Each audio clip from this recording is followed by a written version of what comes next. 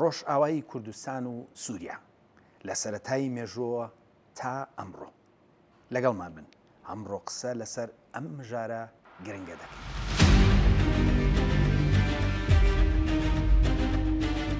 لەم چەند ساڵانەی دواییدا ڕۆژئاوای کوردستان زۆر جار بووەتە سەردێڕی هەواڵەکان لە کوردستان و لە جیهاندا و لە سەرەتای دامەزرانیەوە ڕۆژئاوای کوردستان ڕوبەڕووی ئاڵنکاری زۆر گەورە بووەتەوە. ئەمڕۆ لەم بەرنامەیەدا هەوڵ دەدەین بزانین مێژووی کورد لە ڕۆژئاوای کوردستان و سووریادا چۆنە. با سەرەتا لە ناوی سووریاوە دەست پێ بکەین. ئێمە ئەمڕۆ ئەم بەرنامەیە بەسپاسەوە لە دەستگای ژین تۆمار دەکەین. سەرەتا دەبێت ئەوە بزانرێت ئەو وڵاتەی کە بەم نەخشەی ئەمڕۆی بە ناوی سووریاوە ناسراوە لە مێژووی دێریندا بەو شێوەیە نەبووە. لە سەردەمی هوریەکان و زیاتر لە 4000 ساڵ لەمەوبەر ئەوان بەشی ڕۆژئاوای کوردستانی ئەمڕۆیان بە خاکی خۆیان داناوە و بە خاکی هوری ئاماژیان پێکردووە. لەبەرەوەی ئەو شارانی ئەوان شاری هوری بوون. سەردەمانێکیش لە لوبداندا ئەوان لەگەڵ میسریەکان شاڕیان کردووە. بەو جۆرە شوێنێک نەبووە بە ناوی سووریا تا سەردەمانێکی دواتر و نزیکی 2800 ساڵ لەمەوبەر بەشێک لەو ناوچەی ئەمڕۆ لە زمانی لوڤیدا و پێی گوتراوە سوورای. یۆنانیەکان ناوەکە لەوان وەردەگرن و بە سیریا ناوی دەهێنن. لە سەردەمی ئیسلامە ناوەکە کراوە بە شام کە ناوێکی عەرەبی نوێترە. عەرەبەکان خۆیان لە بنەچەدا زیاتر لەسەر کەنداوی ئەمڕۆدا بوون و ئەوان کە ڕوویان لە خۆر بووایە وڵاتی شام دەکەوتە دەستی چەپیان و وڵاتی یەمەن ڕاست. شام مانای چەپ دەدات و یەمەنیش پەیوەستە بە وشەی ڕاستەوە. ناوی شام دوای بڵاوبوونەوەی ئاینی ئیسلام و کاریگەری عەرەب بڵاو بووەتەوە. کاتێک کە دەوڵەتە کۆلۆنیالیستەکان لە سەرەتای سەدەی 20دا نەخشەی ناوچەکەیان کێشا، لەبەرەوەی کە نەخشەکە لە ڕوانگە و بەرژەوەندی ئەوانەوە دانرا بوو، ناوی وڵاتەکە کرا بە سووریا، واتە سووریا زیاتر ناوێکی یۆنانی و بنەچە لوڤیە. سەرڕای ئەوانە ئەو شامەی کە سەرچاوە ئیسلامیەکان ئاماژەی پێدەکەن هەر ئەم سووریایی ئەمڕۆ نییە کە دوای جەنگی جیهانی یەکەم دروستکراوە، بەڵکو شامی مێژووی لوبنان و ئوردون و فەڵەستینیشی گرتوتەوە. واتە نەخشەی ئەمڕۆی سووریا جودایە لە شامی سەردەمی ئیسلام کە ناوچەیەکی فراوانتر بووە. ئێمە ئاشنای ناوی وڵاتەکە بووین کە سووریای و ئەوروپیەکان ناوێکی بنەچە یۆنانیان بۆ وڵاتەکە دانا و هەر خۆشیان نەخشەکان بەپێی بەرژەوەندی خۆیان بۆ کێشاوە. ئێستا کە بابزانین لە مێژووی ئەو وڵاتەدا کێ حکومڕان بوو و کێ لەوێ ژیاوە. لە سەردەمی دێرینەوە لە ناوچەی شامدا نەتەوەکانی وەک لوڤی، هوری میتانی، هیتی، جوو، کەنعانی، ئاموری و ئاشوری و فینیقی و چەندینی تر ژیاوە. ئەمانە شوێنەوار و دەقێکی زۆریان لێبەجێماوە. لە کاتێکدا کە بەشی خوارەوەی سووریای ئەمڕۆ زیاتر نەتەوە سامیەکانی وەک ئاشوری، ئاموری، کەنعانی جووەکانی تێدا ژیان، بەشی سەرەوەی نەتەوە زمان هیندۆروپیەکانی وەک لوڤی و میتانی و هیتی تێدا ژیا و پاشماوەیان بەجێماوە. بۆ جۆرە وڵاتەکە لە سەردەمی دێرینەوە خەڵکی جیاواز و زمانی جیاوازی تێدا قسەکراوە. قۆناغەکانی ئەو مێژووە بەم شێوەیە لە 2000 ساڵ هەتاوەکو 1600 ساڵ پێشزاین ئاموریەکان، لە 1600 ساڵ هەتاوەکو 1200 ساڵ پێشزاین میتانیەکان، لە 1200 ساڵ تا 609 پێشزاین هیتی و ئاشوری و ئارامیەکان، لە 609 تا 333 پێشزاین بابلیەکان حکمیان دەکرد و دواتر فارسەکان، لە 333 پێشزاین تا 64 پێشزاین یۆنانیەکان، لە 64 پێشزاین تا 395 زاینی ڕۆمەکان، لە 395 تا 636 ڕۆمی بێزەندی، لە 636 تا 750 ئەمەویەکان، 750 تا 1009 عەباسیەکان، بەڵام دەسەڵاتی ناوچەی وەک حەمدانی تێدا بووە.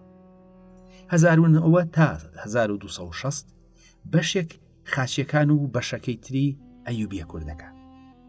1260 هەتا 1516 مەملوکەکان، 1516 هەتا 1970 عوسمانیەکان، 1970 ماوەیەک هێزی جیاوازی ئەوروپی و لە ساڵی 1946ەوە بوو بە وڵاتێکی سەربەخۆ.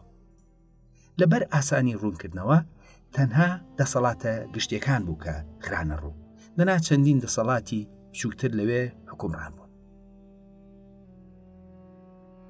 زۆر جار عەرەبە ناسیۆناڵیستەکان ئاماژە بەوە دەکەن کە گوایە کورد خەڵکی وڵاتی سووریانیە و ئەو وڵاتە هی عەرەبە و لەو جۆرە قسانە دەبیستین. بەڵام پێشەوەی قسە لەسەر کوردکرێت لە وڵاتەدا با بزانین عەرەبەکان خۆیان لەکوێی ئەو وڵاتەدا ژیاون. ئەمڕۆ عەرەب هەموو ڕۆژهەڵاتی ناوەڕاست بەهی خۆیان دەزان و سووریا بە وڵاتی عەرەبی. بەڵام خۆشبەختانە مێژونووسانی ڕۆم و ئیسلامی و عەرەبی زانیاری وردیان لەسەر خاکی عەرەب بۆ بەجێهێشتووی. یەکێک لە جوگرافی ناسە بە ناوبانگەکانی سەردەمی ئیسلام کە ئیبن حەوقەلە کە لە ساڵی 1970 کۆچی دوایی کردووە بۆ چوونی لە سەرم بابەتەداوە.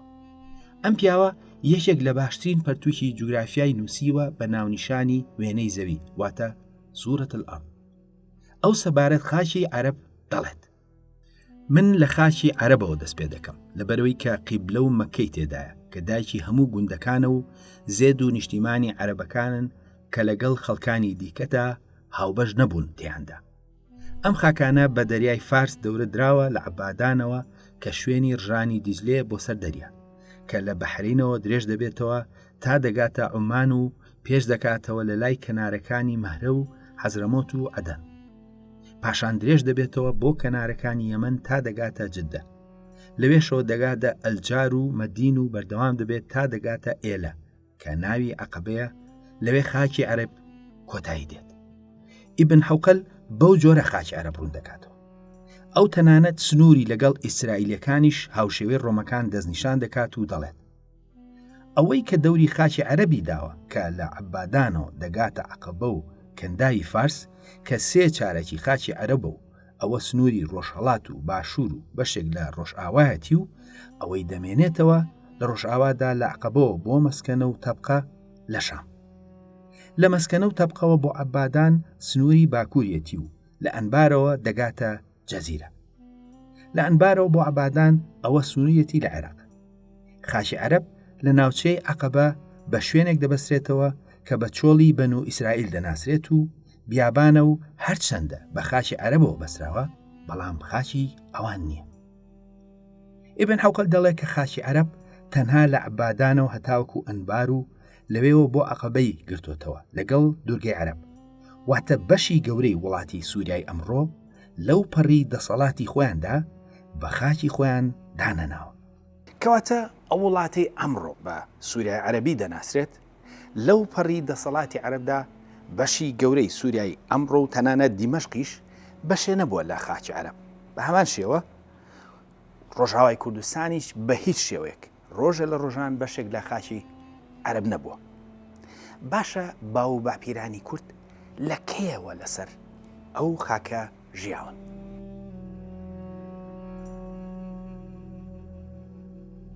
کۆنترین خەڵکانێک کە لە ناو سوورەی ئەمڕۆدا ژیابێتن و پەیوەست بن بە کوردەوە هوریەکانن. ئەوان نزیکی 4300 ساڵەمە بەر لەوێ دەژیان و خاوەن شارستانێتێکی زۆر گەورەی ناوچەکە بوون. جگە لە هوریەکان یەشێک لەو خەڵکانەی ترکە لەوێ بوون لوڤیەکانە. لوڤیەکان زیاتر لە باکووری کوردستاندا دەژیان، بەڵام بەشێکیشیان لە شارەکانی ڕۆژئاوای کوردستان بوون.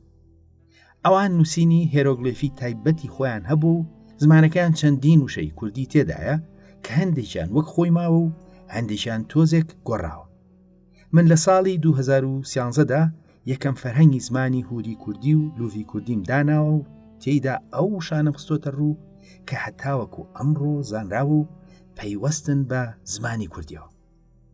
هوریەکان چەندین شوێنەواریان لە ڕۆژ ئاوای کوردستان بەجێشتووە، لەوانە ئورکیش کە بە تەلمۆزان دەناسرێت لە نزیک ئامودە، وەشوکانی یاخود تەلفەخریە کە پایتەختی شانشینی میتانی نزیک سەری کانیە، تەلبەڕاک لە کۆندا بە نەگار ناسرا بوو لە نزیک حەسەکە، ئۆگاریت کە بە تەلشەمرە دەناسرێت لە نزیک لازقیە، جەگەر بازار لە نزیک ئامودە، تل لەیلان لە نزیک قامیشلی. چەندین شوێنەواری تر هەن و شوێنەکان بە درێژایی مێژوو کوردی تێدا بوو و هەتاوەکو ئەمڕۆژ هەر زۆربیان بە کوردی ماون. لە ئەفرینەوە هەتاوەکو لازقیە و حەما و قامیشلۆ و کۆبانی و حەلەب شاری هوری و لوڤی بوون کە زمانەکەیان پەیوەستن بە کوردیەوە. جگە لەو شوێنانەی کە هەمیشە هوری و لوڤی بوون، هوریەکان هەندێک جار دەسەڵاتی سەربازیان هەتاوەکو لوبنان ڕۆیشتووە. کەواتە بناغی ڕۆژئاوای کوردستان و بەشێکی بەرچاوی وڵاتی سووریای ئەمڕۆ خەڵکانێک بوون کە باوانی کورد بوون یان زمانیان پەیوەندی بە کوردیەوە بووە. تەنانەت شوێنەوارەکانیشیان ئەمڕۆ هێشتا هەر کوردی تێدا دەژین. بەڵام ئێمە ئاماژە بە مێژوویەکی دێرینی 4300 ساڵ بۆ 2800 ساڵ لەمەوە بەردەکەین. ئەگەر ئەوانە باوانی کورد بوون، ئەی دوایەوە کورد لە کوێی ئەو وڵاتەدا بووە. ڕاستیەکەی هەموو قۆناغێک ئاماژە بە باوانی کورد کراوە. بۆ نمونە هەزەبانیەکان کە پایتەختیان هەولێر بوو لە سەدەی دووهەمی پێرزاینەوە حکومڕان بوون، هاو شێوەی هوریەکان دەسەڵاتیان لە هەولێرەوە هەتاوەکو شاری قودس دەڕۆیشت.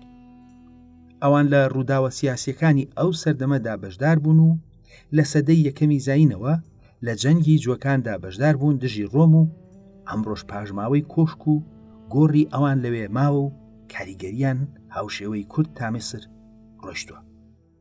جگەلەوە چەندین جار سەرچاوە ڕۆمیەکانی پێش ئیسلام کە هەندێکیان لە سەدەی شەشەمی زاینیدا نووسراون بەڕوونی ئاماژە بە سوپای ماد دەکەن لە ناوچەکانی سووریای ئەمڕۆ وەک حەما و تەدمر و پاڵمێرا کە لە سەدەی سێهەم تا سەرەتای سەدەی شەشەم لەو ناوچانەدا بوون و هەندێکیان حکم کردووە. ئەوەش لەبەرەوەی کە سوپای کورد لای ڕۆم بە سوپای ماندا ناسرا. جگە لەوانە چەندین سەرچاوی دواتری ئەوروپی نزیکەی 800 ساڵ لەمەوبەر بە کورد دەڵێن ماد و بەڕوونی ئەو ڕاستیەش دووپات دەکەنەوە.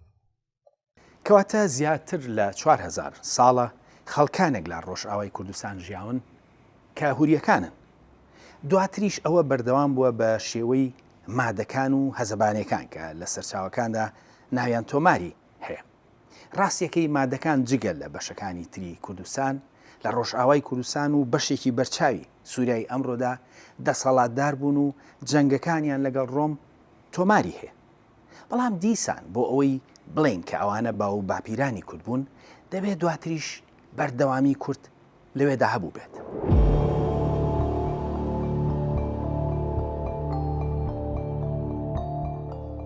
بەردەوامی کورد بەڕوونی هەیە. بۆ نمونە مەسعودی نزیکی 1100 ساڵ لەمەوبەر یەکێک لەو شوێنانی کە ئاماژەی پێدەکات وەک شوێنی نیشتەجەی کورد بریتیە لە جەزیرە و شام و سوخور. ئەوە نەک هەر ڕۆژاوای کوردستانە بەڵکو و ناوچەکانی تری سووریاشە. یەکێک لە قەڵا هەرە بەناوبانگ و نایاب و گرنگەکانی وڵاتی سووریا قەڵای کوردانە یاخود حوسن الئەکراد. زۆر سەرچاوی نوێ بەهەڵە دەڵێت سەردەمی سەلاحیددین ئەو قەڵایە ئەو ناوی وەرگرتووە. ڕاستیەکەی ئەو هەڵەیەکی گەورەیە. قەڵای کوردان نزیکەی 150 ساڵ پێش سەلاحیددینی ئەیوبی و لە ساڵی 1031ەوە بەدەست کوردەوە بووە.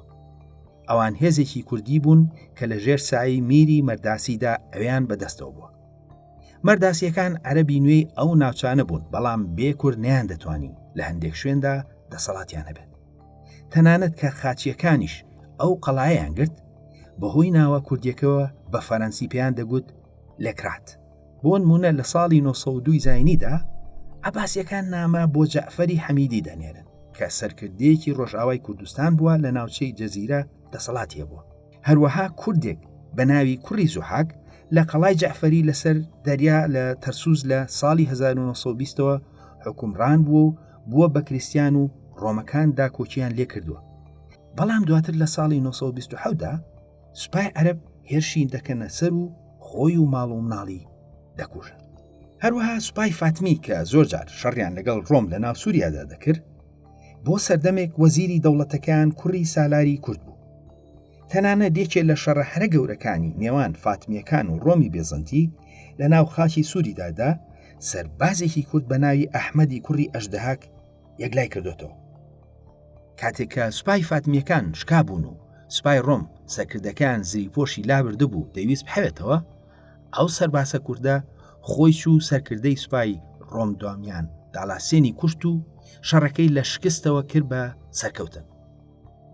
دواتر سەرچاوە ئارامیە کریسیانەکان بە نازناوی بەرکێفا واتە کوڕی بەرد ناویانێناوە. جگە لەوانە شوێنێک هەیە لە نزیک لازقیە کە بە چیای کوردان یا جەبەل ئەکراد دەناسرێت. هەروەها لای ئەفرینیش کورداغ هەیە کە ئەویش هەر وەرجێڕاوی چیای کوردانە.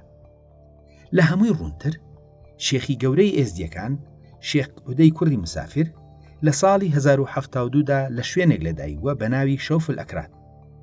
هەرچەندە ئەمڕۆ هەندێک دەڵێن ئەو شوێنە لە لوبنانە، بەڵام ڕاستیەکەی شوێنەکە دەکەوێتە ناو خاکی ئیسرائیلەوە. واتە نزیکی 1000 ساڵ لەمەوبەر و 100 ساڵ پێش دەوڵەتی ئەیوبی کوردی لەو خاکەدا شوێن بە ناوی کوردەوە هەبووە کە دەشێت ئەو ناوە تەمەنی سەدان و هەزاران ساڵ زیاتر بێت، کە ئەوە ڕێک دەیسەلمێنێت کە کورد خەڵکی ڕەسەن و گرنگی ئەو ناوچانە بوون پێش هاتنی عەرەبەکان بۆ ئەو ناوچانە، هەر لەبەر ئەوەیە کە شوێنیش بە ناویانەوە نامراوە. لە هەمووی گرنگتر ئەیوبیەکانە کە گەورەترین کاریگەری کللتوریان لە وڵاتە هەیە. ئەوان چەندین خوێندنگە و قەڵا و مزگەوتیان لێ بەجێماوە کە یەکێکن لە نایابترین تەلارەکانی وڵاتی سووریا. مرۆڤ کاتێک کە قەڵای حەلەب و هەندێک لە خوێندنگە ئەیوبیەکان دەبینێت، ئاستی مەزنی ئیمپراتۆریەتی ئەیوبی کوردی بۆ دەکەوێتە ڕوو. بەڵام ئەو کاریگەریە دوای نەمانی ئەوانیش هەرما بوو. لە سەردەمی مەملوکەکاندا والی شام میر ئەبوو هیجای هەزەبانی بوو، مفتی شافعی ئیبن خەلەکان بوو، هەروەها ئەبوو فیدا سوڵتانی شاری حەما بوو، لای مەملوکەکان نازناوی سوڵتانی هەبوو. واتە ڕێکەوت نییە کە سوپای کورد لەو ناوچانەدا لە پێش ئیسلامدا لەگەڵ ڕۆم شەڕی کردو و لە دوای ئیسلامیش ئەوە ڕوویداوە و شوێنی دێرینیش بە ناویانەوە هەبووە. بەو جۆرە هەرچەندە مێژوویەکی ڕوونی کورد لە وڵاتەدا تا تاوەکو ئەمڕۆ نەنووسراوە، بەڵام بە ڕوونی دەردەکەوێت کە ئەوان لە هەموو شوێنێکی ئەو وڵاتەدا لە سەردەمی هوری و مادی و ئیسلام هەتاوەکو ئەمڕۆ بوونیان هەبوو و هەیە. وەک بینیمان لە پێش ئیسلامدا کورد لە وڵاتەدا ڕۆڵی هەبوو، ڕۆڵی ئەوان لە ناوی جێگە و چیادا دەکەوێتە ڕوو. ئەوە جگە لەوەی کە وڵاتەکە بەشێکی گرنگی ئیمپراتۆریەتی کوردی ئەیوبی بووە. ئێستاکە کە لە بنەچەی ڕۆڵی کورد لە وڵاتە گەیشتین، بابزانین چۆن لە سەدەی 20دا ئەم وڵاتە دروستکرا بە ناوی سووریا و هەلومەرجی کورد لە وڵاتەدا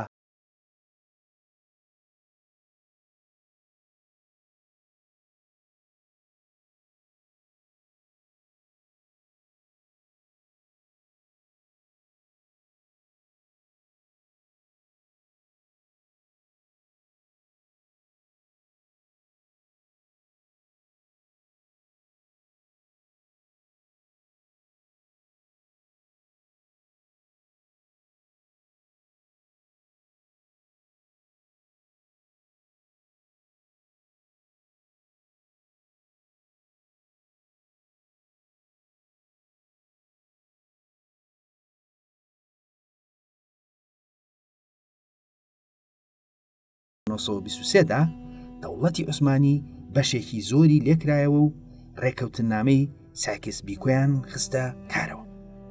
ئەویش دابەشکردنی ناوچەکە بوو بەسەر دوو دەوڵەتی سەرەکیدا، فەرەنسا و بەریتانیا. ئەم دابەشکردنە وای کرد کە سووریا بخرێتە ژێر دەستی دەوڵەتی فەرەنساوە.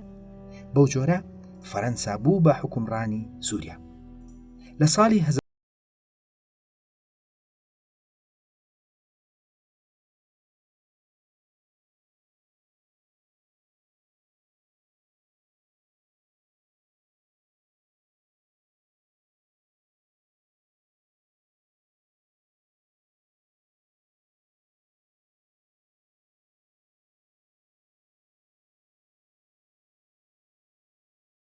ڕووداوە هەرەنگرنگانە هاتنی حیزبی بەعسی ڕەگەزپەرستی عەرەب بوو بۆ سەر دەسەڵات کە بە تەواوی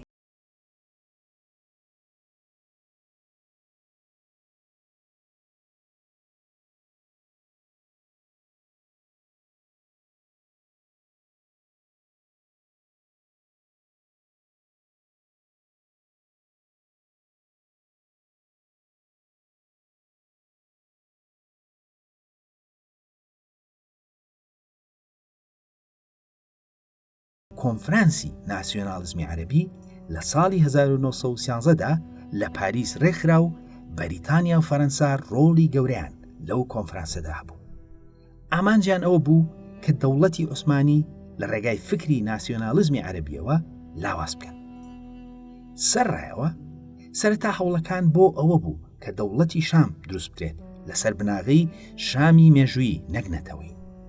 واتە سەرەتا ئەوان ویستیان کە شامی مێژووی دامەزرێن بە جیاوازی زمان و ئاینەوە و هێشتا فکری ڕەگەزپەرستی عەرەبی زاڵ نەبوو. بەڵام دوای چەندین ساڵ لە بڵاوکردنەوەی هزی عەرەبی ناسیۆنالیستی لە ساڵی 1943دا حیزبی بەعز دامەزرا. دروژمی ئەوان بریتی بوو لە یەکێتی و ئازادی و سۆسیالیزم. ئەم پارتە لە بناغەوە لەسەر دیکتاتۆریەتی تاکحیزبی دامەزرا بوو، دەیویست کە پارت و بیر و بڕواکەی بەسەر خەڵکدا بسەپێنێ. سیاسەتی ئەم پارتە بە شێوەیەک بوو کە دەرفەتی نەدەدا کورد وەک نەتەوە و زمان هەبێت. دامەزرێنەرەکانی ئەم پارتە کریسیان بوون، ئەوەش لەگەڵ بەرژەوەندی ئەواندا گونجاو بوو. حیزبی بەعز کێشەی نەبوو لەگەڵ ئاینی جیاوازدا، بەڵام لەگەڵ نەتەوەی جیاوازدا هی بوو، لەبەرەوەی ئەوانەی کە دایان مەزراندبوو سەر بە ئاینە بچووکەکان بوون. بەو جۆرە لە دوای ساڵی 1950 و دەرکەوتنی ناسریەکان ئیتر نەتەوە پەرستی عەرەبی لە زیابووندا بوو. دامەزراندنی کۆماری عەرەبی یەکگرتوو لە ساڵی 1950دا لە نێوان میسر و سووریا هێندەی تر بابەتەکەی هێنایە پێشەوە. پارتی دیموکراتی کوردستانیش لە سووریا کە لە ساڵی 1950دا دامەزرا بوو، ئەندامەکانیان گرتن و پارتەکەیان قەدەغا کرد. عەرەبە ناسیۆنالیستەکان ناوی وڵاتەکەیان نا کۆماری عەرەبی سووری، لە ڕێگای ناوەکۆ نەتەوەی کوردیان سڕیەوە. بەڵام هەوڵەکان ژی کورد زۆر لەوە زیاتر بوو.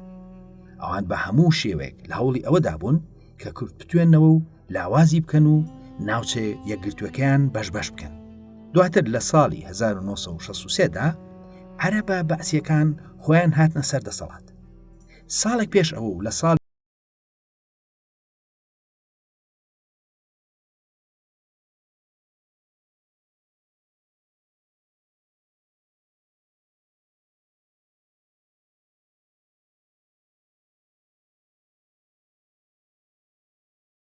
ناسنامەیان هەبوو بێگانەکان.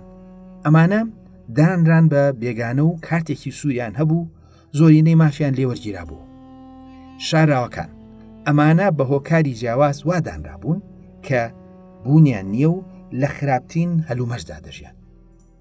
ئەم دوو گروپەی دوایی بۆیان نەبوو کە خاوەنی هیچ موڵکێک بن، دەنگ بدەن، زانکۆ بخوێنن، پاسپۆرت وەربگرن و ئیشی حکوومەت بکەن. تەنانەت نیان دەتوانی بە شێوەیەکی یاسایی ڕوون ژن بهێنن. بەو جۆرە ژمارەی ئەو کوردانەی کە لەسەر خاکی باو و باپیرانیان بێناسنامەکران 120,000 کەس بوو. لەگەڵ تێپەڕبوونی کات و مناڵخستنەوەتا ژمارەیان زۆر زیاتر بوو. سەرڕایەوە عەرەبە ناسیۆنالیستەکان هەر بەوەش نەوەستان، بەڵکو هاتن پرۆژەی بەدناوی پشتێنەی عەرەبیشیان هێنایەکایەوە.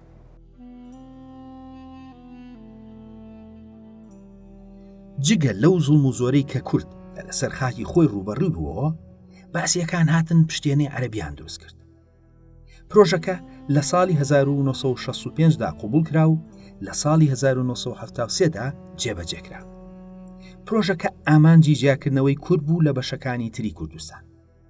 ئەوان هاتن بە پانی 10 بۆ 15 کیلۆمەتر لەسەر سنووری ڕۆژاوای کوردستان و بە درێژایی نزیکی 350 کیلۆمەتر ئەو پشتێنەیان دروست کرد لە مالیکیۆ بۆ سەریکانی. ئەوان لەو ناوچانە کە عەرزی بە پیتی کورد هەبوون لە کوردیان وەرگرت و دایان بە عەرەبی هاوردا. 4,000 خێزانی عەرەب هێنرانە ناوچەکە و 140,000 کوردیش ڕاگوێزکران لەسەر خاکی مێژووی باو باپیرە. لە ئەنجامدا دەوڵەت 41 گوندی بۆ عەرەبە هاوردەکان بە شێوەیەکی زۆر باش و سەردەمیانە دروست کرد و خاکەکەشی لە کوردی خاوەن زەوی وەرگرتەوە. هەرچەندە لە ساڵی 1976دا پرۆژەکە بەهۆی هەوڵی کورد و فشاری دەرەکی وەستێنرا، بەڵام کارەکانی هەڵنەوەشێنرایەوە. لە ئەنجامدا هەزاران دۆنم زەوی کشتتوکاڵی کورد درا بە عەرەبی هاوردە. لە وڵاتەدا ناوی کوردی، نەورۆز، خوێندن بە کوردی، بەکارهێنانی زمانی کوردی بۆ کاری فەرمی و کولتوری کوردی بە هەموو شێوەیەک دژایەتی دەکرا. بەو جۆرە نەتەوەی کورد لە وڵاتەدا بە هەموو شێوێک لاواز دەکرا و لە هەمان کاتدا عەرەب دەکرایە باڵادەست. بەڵام کورد وازی نەهێنا و لە خەباتی خۆی بەردەوام بوو لە هەوڵی دروستکردنی ڕێکخراوی سیاسیشدا بوو. یەکەم پارتی سیاسی ڕۆژاوای کوردستان پارتی دیموکراتی کوردستانی سووریا بوو، بەڵام دواتر بەتایبەت لە ساڵی هەفتاکانەوە ڕەوشەکە گۆڕا. هەر چۆن یەکێتی لە پارتی جودا بووە، لەوێش دوو هێڵی سەرەکی دروست بوو لەژێر کاریگەری باشووردا هات نەکایەوە. بەڵام لە ساڵی 2003ەوە پێدە لەژێر کاریگەری پارتی کرێکاراندا دروست بوو. بەو جۆرە کاریگەری باشوور و باکوور لەسەر ئەوان هەبوو. یەکەم گۆڕانکاری سەرەکی لە ڕۆژئاوا ساڵی 2004 ڕوویدا، کاتێک کە یاریەکی ئاسایی گۆڕا بۆ خۆپیشاندانێکی گەورە و یەکەم و گەورەترین خۆپیشاندان بوو لەلایەن کوردەوە. هۆکارەکەشی یاری تیمێکی کوردی و تیمێکی عەرەبی تۆپی پێبوو، لەوێدا تیمە عەرەبیەکە دژی کورد ڕەفتاریان دەکرد و ئەوانیش پێچەوانەکەی. لە ئەنجامدا بوو بە شەڕ و هێزە ئەمنیەکان 6 کوردیان شەهید کرد کە سیانیان منداڵ بوون.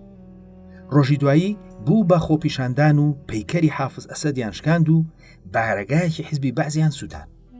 دواتر بۆ شارەکانی تر بڵاو بوو و لە ئەنجامدا 36 کەس شەهید بوون و ژمارەیەک بنیدار و نزیکەی 2000 کەسیش دەستگیر کران. ئەوە سەرەتایی گۆڕانکاری بوو لە ڕۆژئاوای کوردستان. بەڵام لە ساڵی 2011ەوە گۆڕانکاری گەورە ڕوویدا. ئەویش دەستپێکردنی خۆپیشاندان بوو لە شارەکانی سووریا. ناوچە کوردیەکانیش کە پێشتر خۆیان خۆپیشاندانیان کرده بوو، لەوێش چالاکی زیاتر دەستی پێکرد. خۆپیشاندانەکان وردە سووریای گرتەوە و شارە کوردیەکانیش بەشدار بوون. بە شارەسەد بۆەوەی کە کورد بەلای خۆیدا ڕابکێشێت، گفتی دا کە ئەوانەی بێناسنامن ناسنامەیان پێ بدا. ڕاستە ژمارەیەک وەریان گرت، بەڵام هەمویان نەبوون. ڕاستیەکەی کێشەی ڕۆژئاوای کوردستان هەر ئەوە نەبوو، بەڵکو کێشەی نەتەوەیەک بوو کە زۆربەی مافەکانی لێزەوت کرابوو، خاکەکەی درابوو بە عەرەبی هاوردە و ئەوان دەیانویست وەک نەتەوە بناسرێن. دواتر کە ئۆپۆزیسیۆنی سووریا لە دژی ڕژێم دامەزرا، کوردی ڕۆژاوا بینیان کە ئەو ئۆپۆزیسیۆنە لەژێر کاریگەری تورکیا و بۆ خزمەتی ئەوان دروست بوون. هەر لە سەرەتاوە دانیان بە کووردا نەنا و دیار بوو کە هیچ نیازێکیان نەبوو لە بەشار باشتر بن. لەبەرەوە کورد لەگەڵیاندا بەو شێوەیە بەشدار نەبوو، ئەوانیش بە هەموو شێوەیەک دایانویست کورد کەنە دەرەوەی هاوکێشەکە. دواتر لە ساڵی 2012دا سوپای ڕژێم بریاریدا کە سوپا و هێزەکانی لە ناوچە کوردیەکان بکشێنێتەوە و بیان باتە ئەو شوێنانەی کە زیاتر پێویستی بیان بوو. بەو جۆرە کورد شارە سەرەکیەکانی وەک کۆبانێ و ئەفرین و ئامودە و شوێنەکانی تری گرت و لە ماوەیەکی کەمدا کۆنتڕۆلی هەمووی کردن. ئەوان سیستمێکی تەواویان دامەزراند بە سوپا و دەستور و بنەما گرنگەکانی بەڕێوەبردنی کۆمەڵگەکەیان ڕێخست و ناوچەکانیان کرد بە 3 کانتۆنەوە: کانتۆنی ئەفرین، جەزیرە و کۆبانێ. دوو هێزی سەربازی سەرەکیان هەبوو، یەکینەکانی پاراستنا گەل و یەکینەکانی پاراستنا ژنا. ئەم دوو هێزە زۆر ڕێکخراو بوون و لە ماوەیەکی کووردا بوون بە هێزێکی دامەزراوەی ڕێکخرا و لە وڵاتی سووریادا هاوشێوەیان نەبوو. لە ساڵی 2013ەوە گۆڕانکاریەک ناوچەکەی هەژاند. ئەویش دەرکەوتنی ڕێکخراوی تەرۆریستی داعش بوو لە عێراق و شام. داعش یەکێک لە ترسناکترین ڕێکخراو بوو لە مێژووی ناوچەکەدا و تونت و تیژەکانی ئەوان وای کرده بوو کە ڕێکخراوی تەرۆریستی قاعیدە نەرم دەربکەوێت. ئەم ڕێکخراوە سەرەتا وا خۆی دەخسە ڕوو کە دژی کورد نییە، بەڵام پاش ماوەیەکی کەم دەستیان کرد بە هێرشکردن بۆ ناوچە کوردیەکانی باشوور و ڕۆژاوای کوردستان. جەنگی کورد لەگەڵ داعش کورد بە گشتی و ڕۆژاوای کوردستانی بە تایبەت لە جیهاندا ناساند. لە کاتێکدا کە داعش خەڵکی سەردەبڕی و ناشرینترین کردەوەی بەرامبەر مرۆڤایەتی دەنواند، کورد نمونەیەکی ڕێک پێچەوانەی خستە ڕوو. بە تایبەت جەنگی کۆبانی بوو بە داستانێکی جیهانی و سەدان بەرنامە لەسەر بابەتەکە کرا. کۆبانی بە تایبەت هەلومەرجێکی دروست کرد کە وای کرد دەوڵەتی تورکیا بڕێ بدات بە هێزی پێشمەرگە لە باشووری کوردستانەوە بچنە باکوور و لەوێ بچن هاوکاری ڕۆژاوا بکەن. ئەوەی مای سەرنج بوو، شاری کۆبانێ لە سەدا 20 بەدەست کوردەوە مابوو. سەرڕای ئەو هەلومەرجەی کە ئەوان تێیدا بوون، بەڵام کۆڵیان نەدا و سوور بوون لەسەر پاراستنی ناوچەکانیان لە دەستداعش. سەرەتا هەوکاریکردنی ڕۆژاوا بەهۆی تورکیاوە زەحمەت بوو بۆ ئەمریکا، بەڵام بەهێزبوونی داعش وای کرد کە ئەمریکا لە تەکیاندا کار بکات، وەک تاکە هێزی متمانە پێکرا و لە شەڕیاندا لە دژی داعش. ڕۆژاوا ئەمڕۆ بوون بە هێزێکی گرنگی ناوچەکە و خۆیان ئامادە کردووە بۆ ئەو گۆڕانکاریانەی کە ڕوبەڕووی ناوچەکە دەبنەوە. بەداخەوە سووریا ئەمڕۆ ڕوبەڕووی شەپۆلێکی تند و تیژی بۆتەوە کە تێیدا دروزەکان هاوشێوەی ئێزیەکان تووشی ڕەشە کوژی دەکرێن. لەم ئاڵنکاریانی کە دێنە پێشەوە هیوامان وایە کە ڕۆژاوای کوردستان بتوانێت پێکەیەکی گەورە بۆ کورد لە ڕۆژئاوادا فراهم بکات.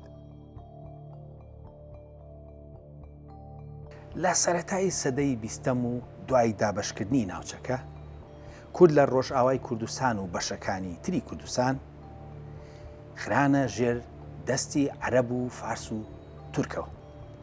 بۆ نمونە لە شام پێشتر عەرەب حکمی کوردی نەدەکرد، بەڵکو ئەو باڵا دەستیە نەخشە نوێکە و دەوڵەتە کۆڵۆنالیستەکان دابیانە عەرەب. هەر لەبەرەوە بوو کاتێکە لە ساڵی 2011دا ئەو زۆڵم و زۆرەی کە لە ڕێگای دەسەڵاتی عەرەبی ناسیۆنالیستیۆ هاتووەکایەوە لابرا، کورد لە ڕۆژئاوای کوردستان لە ماوەیەکی کەمدا توانی بە شێوەیەکی زۆر باش خۆی دروست بکاتەوە. بەڵام ئەم دروستبوونەوەیە هەر لە خۆیە نەبوو. ڕاستە بەشێکی بۆ هەوڵ و کۆشی بێوچانی ئەوان دەگەڕێتەوە، بەڵام بەشەکەی تری بۆ ڕیشەی دێرینی کورد دەگەڕێتەوە لە وڵاتەدا کە دەگەڕێتەوە بۆ سەردەمی هوریەکان.